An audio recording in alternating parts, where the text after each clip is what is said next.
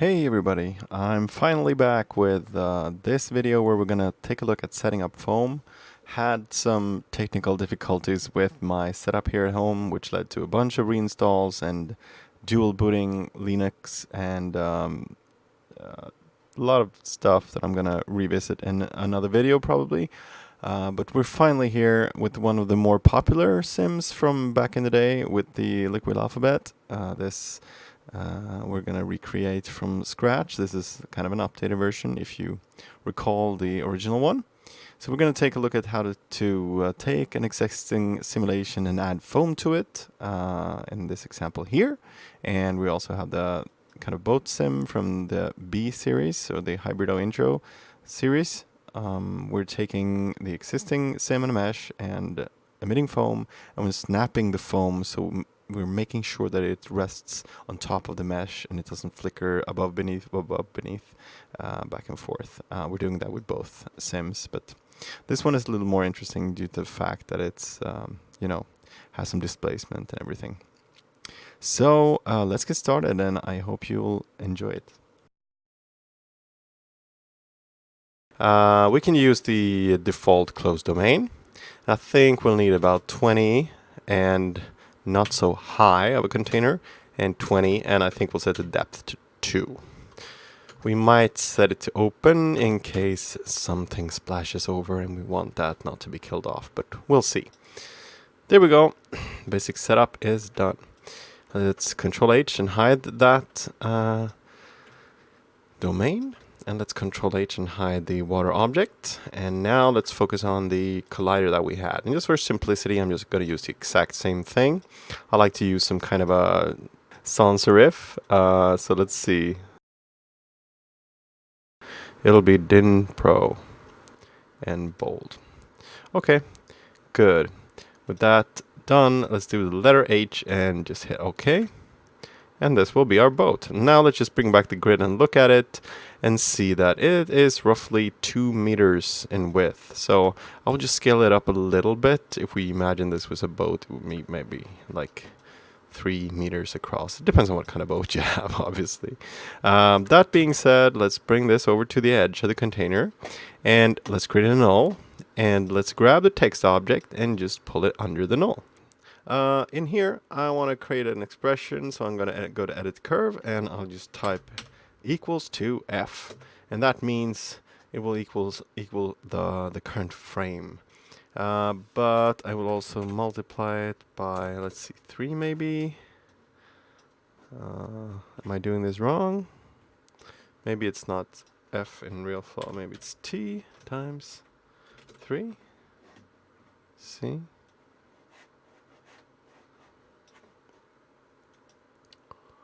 What am I doing wrong? Okay, let's see. T. Oh, maybe I shouldn't be putting the equal sign there. That's just like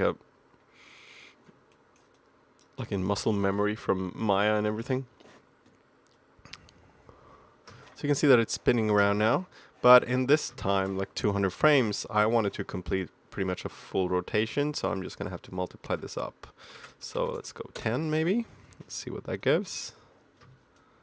Close, but no cigar. Yeah, let's actually go back to F.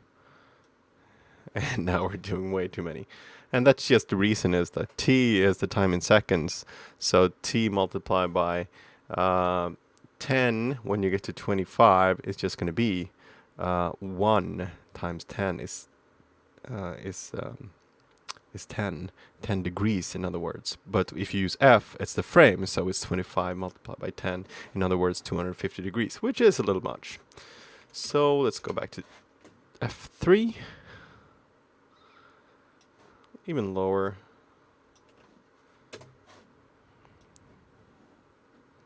Yeah, I think F2 is going to do the job nicely. A little more than a full rotation. Okay. So far so good. Let me just verify that this little gizmo for the domain is actually as big as our domain. It is. So we're going right by the edge, but that's fine. If we eventually find that this is unattractive, we can always grab the letter and move it closer to the center. That's all we need to do because all the animation is on the parent object. I also want, well, I'm not going to care too much about that, but if you wanted to kind of try to make it loop better, you could remove the Bezier curves on the animation by going into the open curves and just selecting. But honestly, I don't even have keyframes. I actually have a completely linear. That being said, it's not going to make it linear. It's not going to make it loopable because there's going to be foam emitted in the end and no foam in the beginning. So no biggie. But anyway, connect my text object to the domain and just move this aside a little bit. I'm not going to care too much about the organization. Gravity, drag, and that's about it. So I'm just gonna save and run this in the window first of all, because it's so darn. Let me just see. Do I have everything turned on here?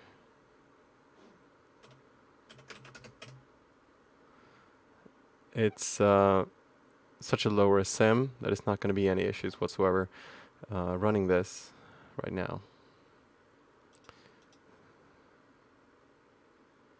So I'm going to get rid of the grid, and I'm going to get rid of the domain container.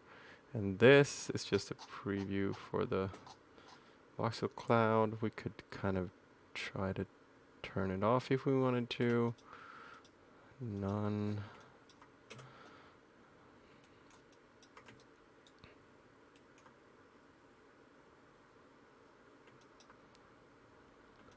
So a few things. I want to bring the height of the letters up.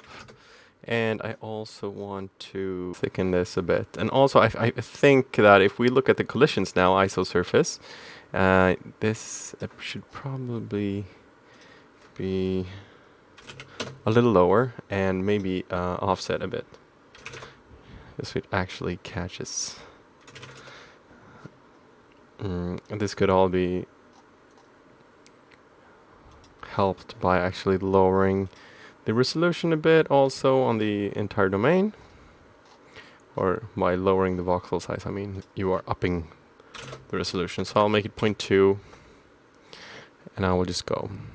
But if we still don't get enough action from the letter, we can also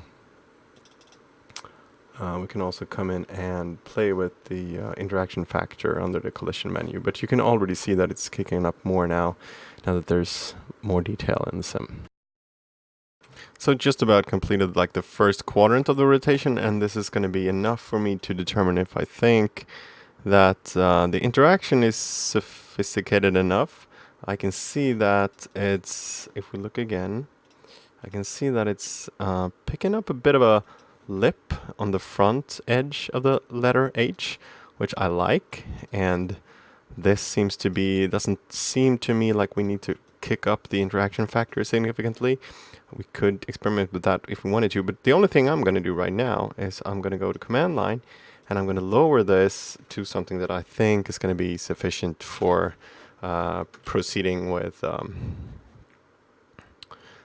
foam creation. And just lowering from 0.2 to 0.1 might seem a pretty small step, but as if you've been looking at the videos previously, you know that this can have exponential ramifications. So let's take it step by step and go to 0.1, and we should have a couple of million particles once this finishes. I'll see in a while when this has completed. Okay, so something that kind of caught my attention was the first frame took a fair amount of time to generate, which is usually the case because that's the first frame when it kind of voxelizes everything before the sim. But it took really long time, so what I did was, since lowering the cell size from 0.2 to 0.1, mind you, what I just said, it's not going to go from 700,000 to 1.6, 1.4 millions. It's exponentially increasing. And so that created a pretty high resolution voxel cloud, and I realized I should probably bring back my cell size settings on the collider to default. So under the volume settings on the collider, the letter, I put cell size back to 0.1 and surface offset back to 0. And that started the sim a lot faster. But I realized this is probably more cells than I need. I like this particle number, but we could arrive at that in a different way. And if you've been watching my videos before, you know that we can not only lower the cell size to get more particles, But if I bring this back up to, let's say, let's try 0.15 first, and then go to the closed domain emitter, and I'm going to put the surface particle sampling to 3, and that is going to create, in the area that Realflow determines to be part of the surface rather than the core fluid, it's going to generate 3 particles per voxel in 3 dimensions. So 3 by 3 by 3. In other words, 27 particles instead of 2 by 2 by 2, which is 8 particles. So, and that for a bandwidth of 0.1 units from the edge and inwards, so 0.1 meters. So let's just start the sim again and see what particle count we get on the first frame. See, we have way fewer cells now, but instead we have 1.8 million particles. And this might not be the final resolution, but this is more like an intermediate solve that I'm going to get out in 20 minutes rather than an hour that I had before. So this is making me a lot happier. I can see that everything is running its course before I just actually add the foam and take a look at that. And then when we have everything in place, then we can do a final pass and lowering the cell size just a teeny bit again. So we've already gone like 48 frames in not too long, 6 minutes. And I want to now show you, I've done this before, but I just want to emphasize this kind of workflow that you can have when you're doing command line sims. And since we got 49 frames and the calculation of the foam is going to be based on the calculation of the domain, we can do a trailing sim, as I like to call it, which means that as long as this next sim that I'm about to launch doesn't pass this one, we can actually have one sim dependent on the first sim and having them run parallel. And that allows me to start iterating just off this first little quadrant here. I can start figuring out like how many foam particles do I want, etc. So actually, yeah, foam. You might say, well, splash, we did that some time ago. Well, what I wanted to show you was that foam is being created even if you don't have splash, because there are parameters in the core fluid, and in the surface fluid as well. But I mean, there are parameters in the hybrido domain that is going to trigger the creation of foam, regardless if you have splash particles or not. So what we're going to do first of all is just set the domain to cache, and we're not going to change anything, and hit sim. So you can already see that this is only taking like 4 seconds per frame. If we look at the first one, it's taking about 9 seconds per frame. So we can be confident that it would catch up eventually. But what I do know is that I'm not going to be happy with this first pass. So this is going to allow me to redo like the first 50 or 60 or 70 frames without having to wait for the entire sequence in order to determine what look I want for the foam. So we can actually already just have a look at some of the first 8 or 9 frames here, and we can actually see the foam kicking up there. If we really want to distinguish, we can play with the visibility settings for it. We could even make it another color, but I'm just going to turn up the point size for now, I think, to maybe something exaggerated, so we actually see this is the foam.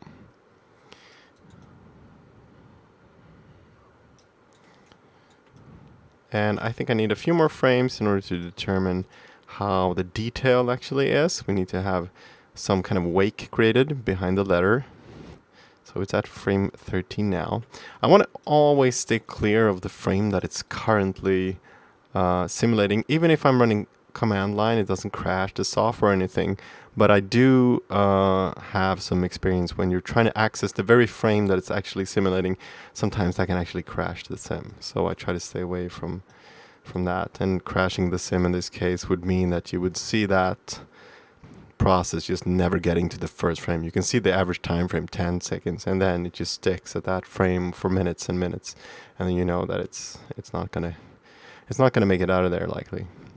So I would be happily scrubbling the timeline up to frame 19, but not 20 in this case.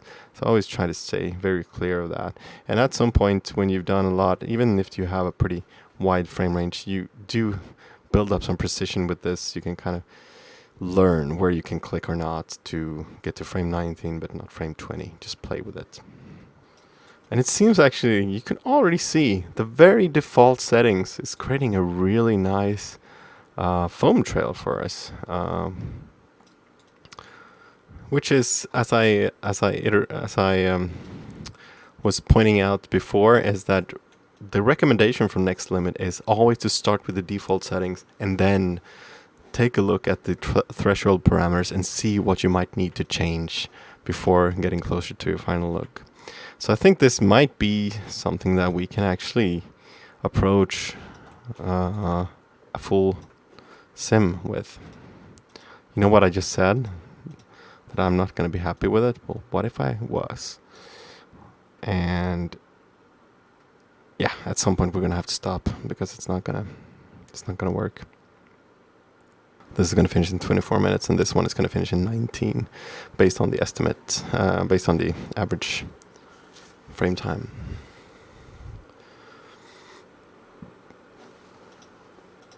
But let's see how much do we have. 31 frames.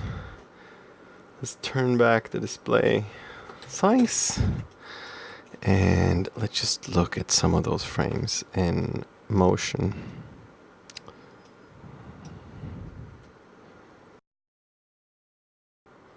So I'm gonna escape well before whatever I'm at now, 32, 35 maybe. So I'll escape around 33, because sometimes it takes a while for it to recognize the button press. You see it's running. I pressed now and it took 2 or 3 frames for it.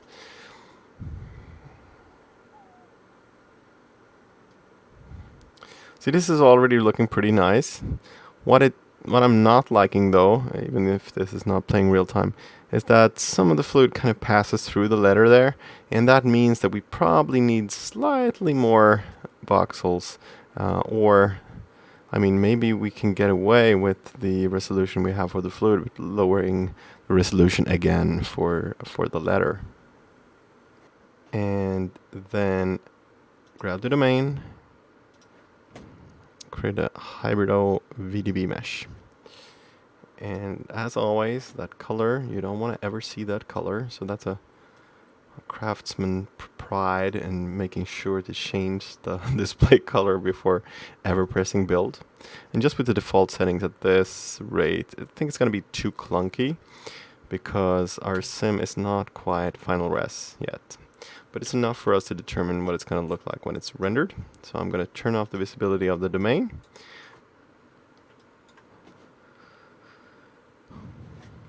Let's see, how many frames do we have? 53, and the original one is at 78. So let's go to 52 then. Oh, here we go. And build.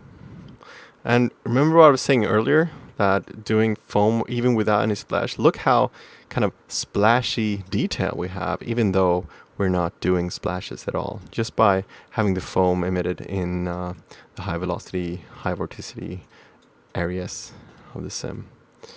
You can also see that some of the foam is penetrating the surface, but we will look at that shortly. I'm going to need more particles in the main core fluid.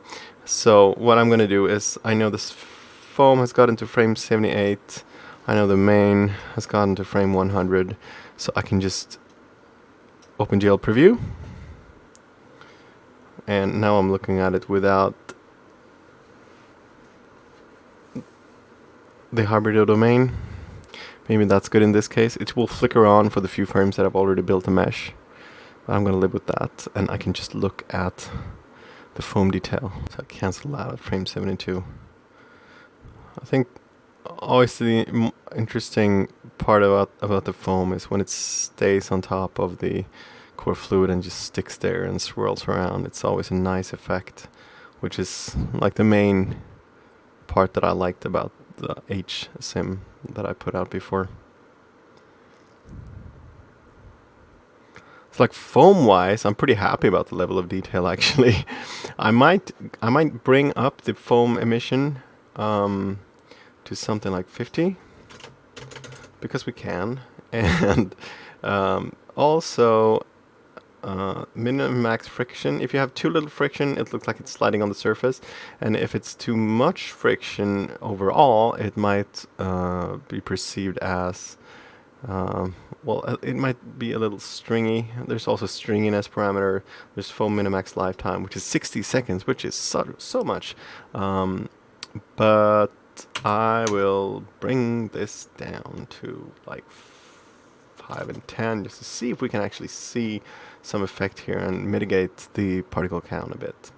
But the main thing that we wanted to do was come back to the closed domain and bring down the cell size ever so slightly. 125 maybe. Let's reset and have a look at what that means for the collider object by going to isosurface and determining if we need to lower the internal cell size for the collision object. 0.09. Do a surface offset of 0.1 maybe. That's way too much. 0.05. Way too much. 0.025. I just don't want. Just want to try to avoid that effect of the liquid looks like it going through the object. So just ever so slightly bring this further down. Looks like it's kind of more on par with the main shape. It's even a bit too bulky, but I think in this case, because the text object is fairly fast moving, I think it might be good.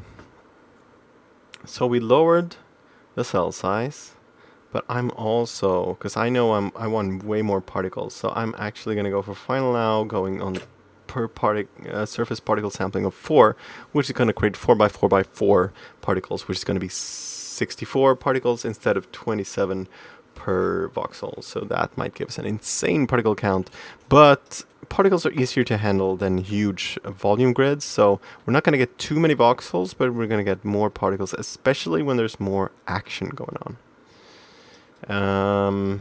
What else? Last but not least, I kind of think that it was splashing a little too much against the walls at this point. Like either it's coming too close, or we may actually need to bring up the size of the whole thing. So maybe I'll do 22 by 22 and make sure that I'm doing the same for the water, because otherwise it's going to be an air gap around the whole thing. It's going to as soon as the sim starts splashing out there. So you want to make sure that you do exactly the same size change. And this object that I'm rendering as the bottom, I'm going to do the same there. And I'm going to keep the mesh on build and on default settings. And we're just going to see what we get by default when we have a higher particle count. Because we know from experience that higher particle counts means higher, better mesh result. So with everything enabled, we're going to do mesh, core fluid, and foam sim all in one go now. And I'm going to go command line sim, and I'll be back when it's done. So the sim finished. I was kind of away from the computer, so I didn't quite catch how long it all took. But I wanted to point out 2 things that I changed. And one of them was just adding a K-volume. Because I didn't want, in case something splashes over the container, I didn't want that to be traveling for infinity into empty space and take up valuable computer resources. So I just brought in a K-volume at one of the more action-filled frames, and then I clicked fit to scene, and that gave me this. And I just kind of boxed it around a bit and just tried to imagine where I could kill off particles without it being too obvious in case I'm shooting it from over here.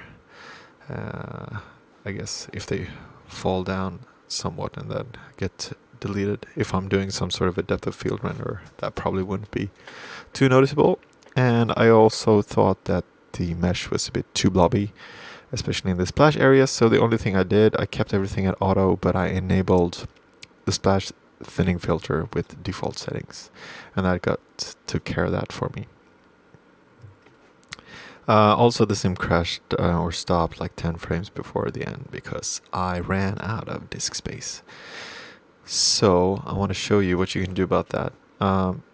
If you were to try and launch a new frame, a new sim, that will start at the last frame that you have, and you launch that on command line, nothing's really going to happen. It's not going to have anything to continue from, if you will. But you can actually, if you do it in GUI, you can actually usually manage to just resume the sim. So let's try that.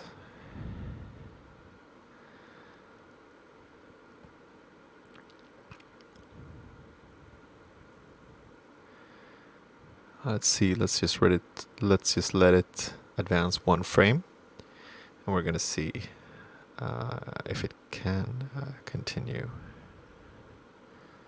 Basically, I have a lot of projects on the same drive, and it kind of overfilled for me, so that ended up in the sim stopping. And it's obviously something I wanna try to avoid, but sometimes it happens. You can, for these reasons, you can set an overflow directory. So if it actually happens, it could continue writing to somewhere else, like if you have a secondary device or a NAS or something like that. But I didn't have that set up in this case. So let's just see if it can advance a frame here. It's not really.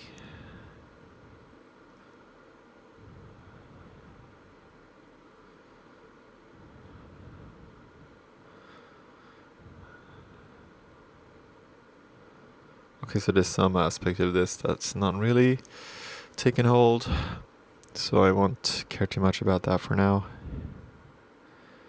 Normally, I mean, I've done this several times. I've been able to scrub to the last frame and then continue on. I'm actually at frame 190 now, so it is progressing. Just gonna have a look in the folder as we're going. Let's see. Yeah, I just wrote out the current frame, so that's good. I can leave this running for a while. Just wanted to mention the foam count right now is around 21, almost 22 million particles. So you can tackle that by lowering your emission rate, obviously. But you can also start bringing down the foam minimax lifetime if you want to. I actually kind of set that down a bit already. But if you can handle it, then by all means do it. Because, I mean, more particles the merrier usually.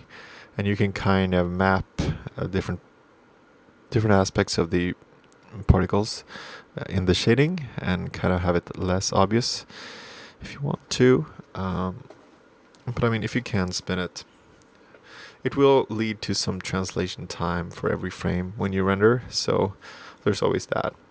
If you're using a renderer like V-Ray, for example, that's not going to be any issue whatsoever because you can export the particles straight to Alembic, and without even stitching it, you can bring it straight into V-Ray as a proxy, and that won't have, any kind of translation issues whatsoever. It's just going to load particles per bucket, and it doesn't have a huge memory footprint, and it doesn't need to do a huge translation of the particle cloud before every frame or anything like that. So that's really the optimal workflow for this. And so I'm sitting at something like 1.4 gigs per frame of this foam cache right now. So I'm gonna try to let it finish. I may come back later and try to step it down a bit. But for now, let's just allow this little thing to finish up, and then we're gonna do a preview, and we're gonna look at ways of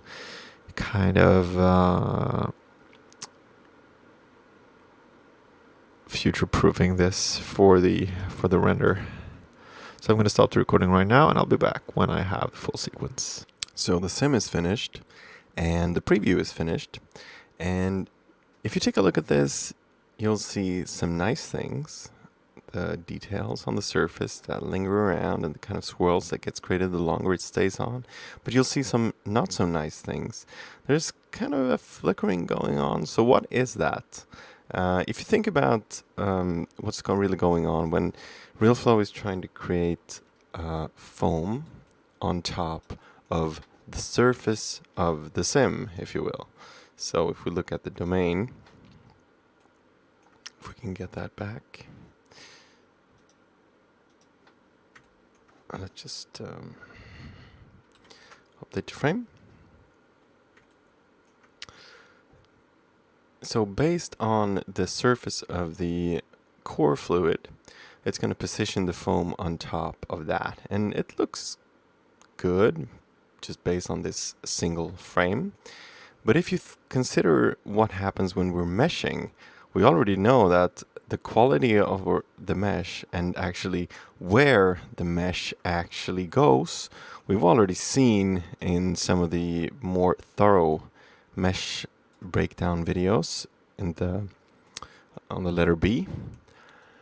We already seen that depending on what parameters we choose, depending on the particle radius, depending on things like core smoothing, splash thinning, volume filters can erode and dilate the mesh.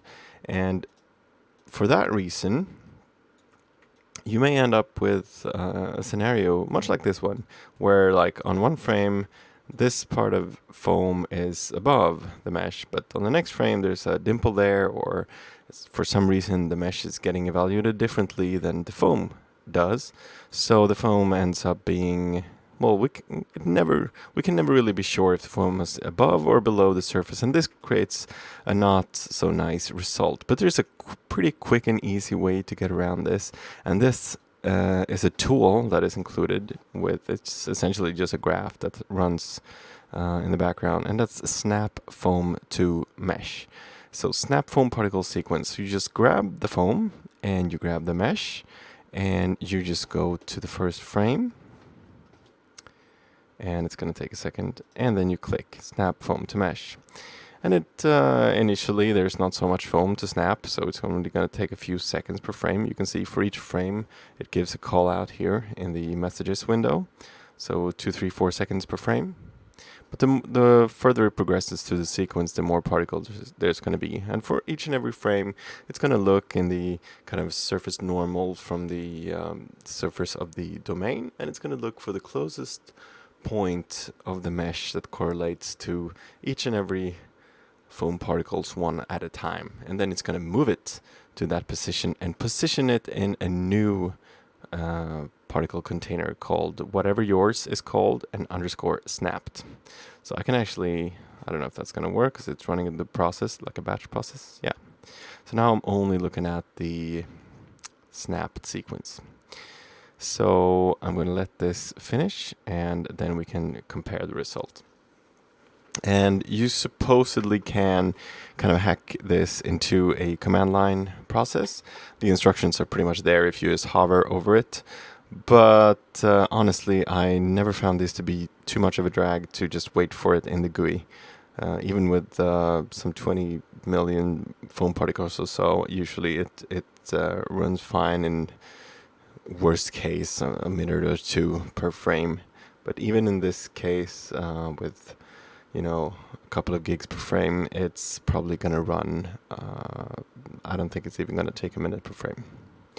So it's not too much of a deal. It's just a graph that they, like a tool that they provided for us from Next Limit, which is really handy and gives us better accuracy in scenarios like this. So let's let it finish and then we'll be back and make a comparison. So here we are, the procedure is complete, so all the particles have been snapped into a new particle object, and you can now see that they're resting nicely on the surface. So we can see these nice patterns kind of evolving here, and none of that kind of snapping and flickery detail as some of the dimples in the mesh made the particles go underneath and whatnot. So this is it's more apparent when you're looking at it with an opaque shader like this. If I were to have, like a water shader, they would have still been visible even if they were under the surface and so on. But to some degree, it wouldn't look right. Another thing that I kind of left out in this one is I tend to make a separate kill volume and make it, you can start by fitting it to the domain. Because what you see here is there's some weird behavior once the foam reaches the edge and starts to propagate downwards on the edges. So what I probably should have done is I should have created a K volume, and I should have fitted that to the domain container and then just scaled it down ever so slightly so that it's slightly within the borders. And that would have gotten rid of these edges for me, but this is not a production shot, so it's not a huge deal. So very easy tool to use, very easy thing to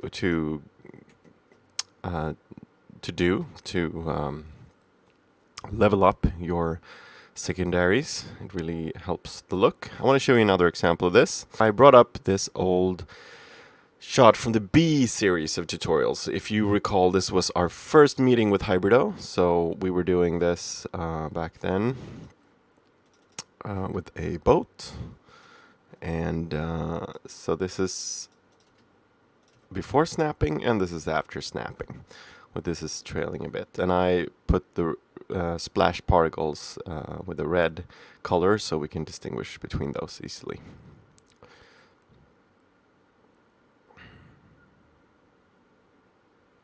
Just give it a few secs to preview properly.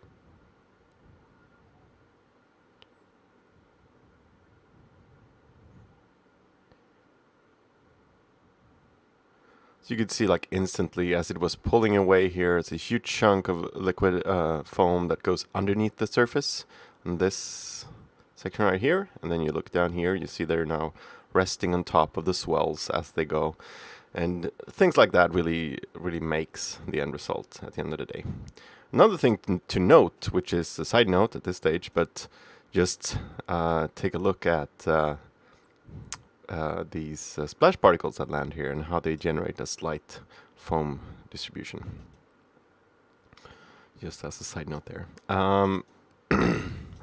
I will say though, this mesh, if you recall, let me open up the scene. Obviously it's a flat mesh from the simulation. And what we did in the end to get the kind of wave detail on top of the surface was we used the displacement on the domain.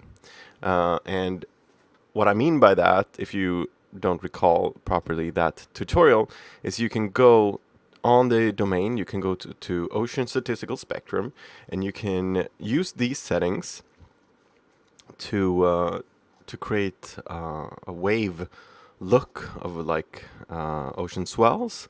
It's not going to be breaking waves that simulate with spray and splash and everything, but it gives you kind of, well, the idea that it's not a perfectly static pool of water as the ocean usually isn't.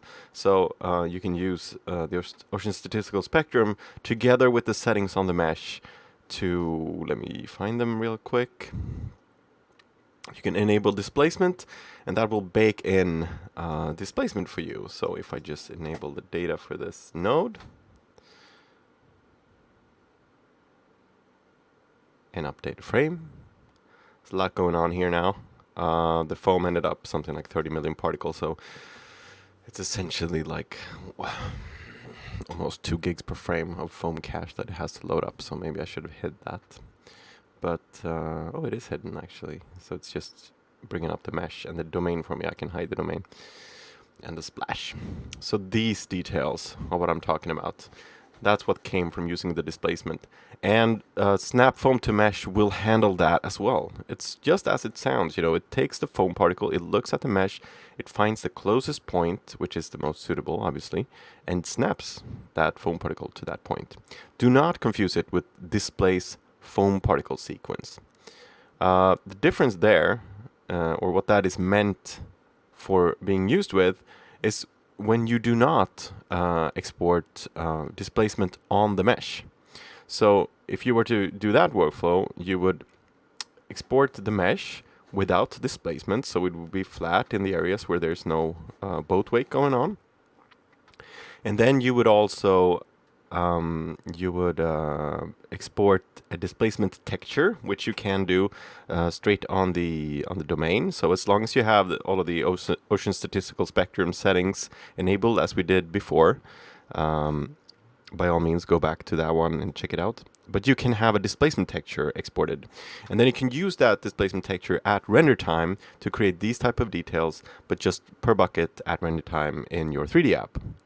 But what you're going to run into then is your foam sequence is not going to be aligned to that displaced mesh, obviously, because that's an issue we're going to get, just as we did here with the displaced mesh. But then you don't have a mesh to snap to, because if you snap the foam to the mesh, then the mesh is flat, and then when you displace the mesh, the foam is not aligned anymore. So then, when you actually export a flat mesh, instead of snapping the particles to that mesh, you will displace the foam particle sequence. So then you select the foam and the domain, and it uses the displacement signed distance field, as it's called, SDF. You will run into that a lot if you continue to venture into like OpenVDB and Houdini mainly. So it creates a signed distance field for the domain and the displacement, and it uses that to offset the particles according to the foam, according to the ocean statistical spectrum, I mean. That being said, that requires a lot more precise workflow. If I'm going to be completely upfront, I have never actually tried out that workflow, because I kind of like to do if I have to do some of this type of detail, I usually do it actually on the mesh. It can be more expensive. It is more memory consuming, takes longer translation times and whatnot. But yeah, if you're going to do it the displacement way, you have to make sure that you are projecting the displacement texture in your 3D app in exactly the same way that it's being projected on the mesh. I think like the UVs on the mesh are supposedly top-down projected, so maybe that gets taken care of for you. I'm just saying all of this so that you're aware that you may need to do some research to get this. You see UVV mapping top projections, and maybe that's fine, but you have to verify. And also, what you don't get in that case is when you do displacement on mesh, you get some blending from Realflow, so it can help you kind of remove some of the effect of the displacement in areas where there shouldn't be as much, like where there has recently passed a boat, for example. And then, so if you can get all of that, if you can get the mapping correct, and you can get the exact right amount of displacement compared to the displacement in here, then you can use the displaced foam sequence command in order to make sure that your particles are going to line up with that. So it's a little bit of a can of worms, but it might also be that I'm a little intimidated by that for workflow because I haven't really played around with it. So by all means do. I'm sure in the end it will be a lot more efficient and frame times will be lower because of less translation and whatnot. So if you want to get into that, then by all means. So I hope I kind of laid out the ropes for you. Foam really does not require a lot of settings. Usually, like I said, I rarely play with the thresholds. I usually just play with the emission rate, sometimes the minimax lifetime. You could, let's say you had both splash and bubbles and domain, and maybe you do not want from bubbles created foam, that you can disable that here. You can have it bounded. There really isn't any choice of particle type like you have with splash, because foam particles are always going to be dumb. And that's nice because that calculates faster. There's no need. It just follows the surface pretty much. So as usual, throw me your questions or comments in the section below. And you all know it by now, but I would love to have you as a subscriber to the channel. So feel free to like and subscribe this video. Share it with your friends who might be interested in learning Liquid Sims or 3D in general. There will be more 3D generic content eventually. And last but not least, share your creations using the Davesplaining hashtag on social media, and I will be happy to share your work and spread the word about your creations. So I will see you in the next one. My name is David, and this has been Foam in Realflow. Take care, everyone, and have a great day.